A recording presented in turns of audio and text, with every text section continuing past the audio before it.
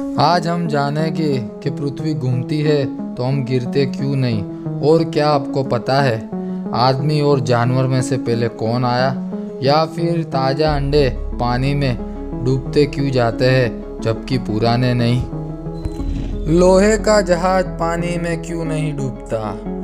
Archimedes का सिद्धांत है कि कोई वस्तु जब पानी में डाली जाती है तब उसके द्वारा हटाए गए जल का भार उस वस्तु के भार के बराबर होता है, और हटाए गए पानी की ताकत उसे वापस ऊपर की ओर धक्का देती है। इसलिए जब लोहे का टुकड़ा पानी में डाला जाता है तब उसके द्वारा हटाए गए पानी की ऊपर लगने वाली शक्ति को छोटा आकार मिलता है। इसलिए जहाज के आयतन यानी कि उसके वॉल्यूम से ज़्यादा उसका वजन ज़्यादा होता है। जहाज अपने वॉल्यूम के बराबर पानी को डिस्प्लेस करता है, और यही डिस्प्लेस के कारण जहाज पानी में फोर्स डालता है, इसलिए जहाज पानी में तैर पाता है। मछली पानी में जीवित कैसे रहती है। सभी को जीवित रहने के लिए ऑक्सीजन की ज़रूरत होती है। मछलियों के पास एक विशेष अंग यानी कि गिल्स होते हैं, और ये गिल्स मछली के सिरे के दोनों साइड पाए जाते हैं। मछली या पानी में सांस लेने के लिए मुंह खोलती है और गिल्स की तरफ पंप कर देती है।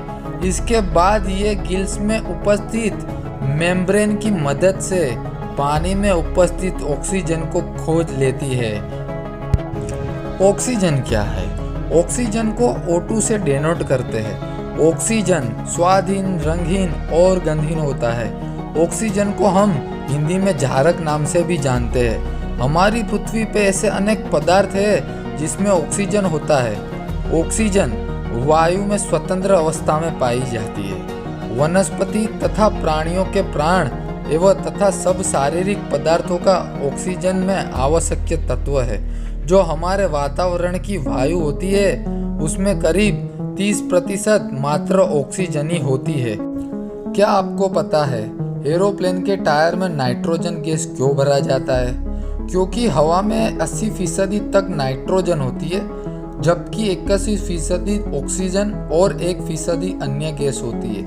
नाइट्रोजन से रबर को कोई नुकसान नहीं होता, जबकि ऑक्सीजन के टायर खराब हो सकते हैं। ऑक्सीजन से अक्सर टायर अपनी इलास्टिसिटी और मजबूती खो देता है, जिससे टायर फटने का खतरा रहता है।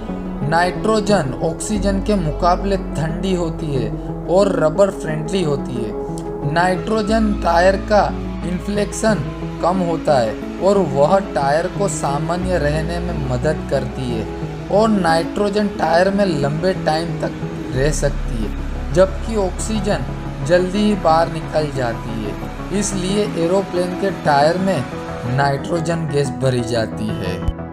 कभी कभी बारिश गिरते गिरते बर्फ क्यों गिरने लगती है।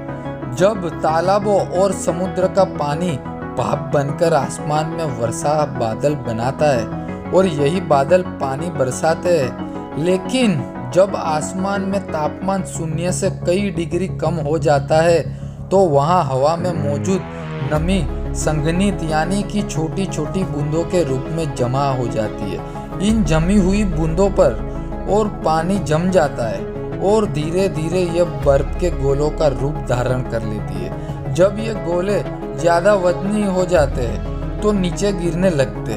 गिरते समय रास्ते की गर्म हवा से टकराकर बूंदे में बदल जाते, लेकिन अधिक मोटे गोले जो पूरी तरफ नहीं पिघल पाते वे बर्फ को गोले के रूप में ही धरती पर गिर जाते, जिन्हें हम बर्फ के गोले भी कहते हैं। हाथी दिन भर रोते हैं और कानों को क्यों हिलाते हैं। आपने हमेशा देखा होगा कि हाथी दिन भर अपने कानों को हिलाते रहते हैं। यह काम हाथी के कानों की कोशिकाएं करती है। यही कारण है कि अफ्रीका के हाथियों के कान बहुत ही बड़े होते हैं, क्योंकि वहाँ की गर्मी ज़्यादा पड़ती है। खास बात तो यह है कि तेज रोशनी में उन्हें कम दिखाई देता है और कम रोशनी में ज़्यादा। हाथी की आँख की पुतलियाँ बहुत बड़ी होती है और वो बहुत ही जल्दी सूख जाती है। वो अपनी आँख की पुतलियों हिला नहीं पाते। पुतलियों को आसानी से हिल सके इसके लिए उन्हें नम रखना जरूरी होता है।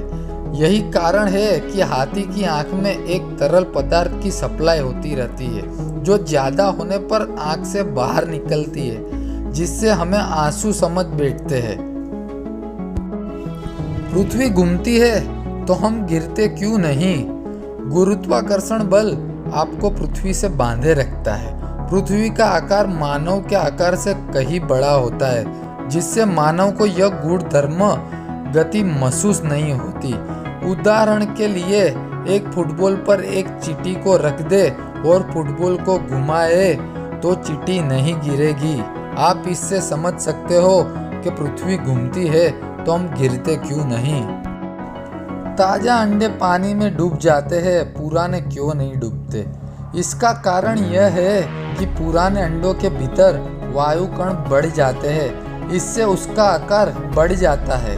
नमकीन पानी में अंडे तैरते हैं, इसका कारण यह है कि नमक मिलने के कारण पानी का घनत्व बढ़ जाता है और अंडे तैरने लगते हैं।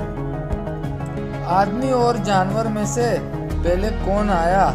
जीवन का विकास क्रमिक रूप से हुआ है। सबसे पहले एक कोशीय जीव जैसे कि अमीबा जीवाणु बने, उसके पश्चात बहुकोशीय जीव बने। जीवन का विकास पहले पानी में अर्थात समुद्र में हुआ, उसके पश्चात जमीन पर हुआ। मनुष्य का विकास तो जीवन की उत्पत्ति के लाखों करोड़ों वर्ष बाद में हुआ है। हम यह कह सकते हैं कि जानवर और मनुष्य में पहले जानवर आए।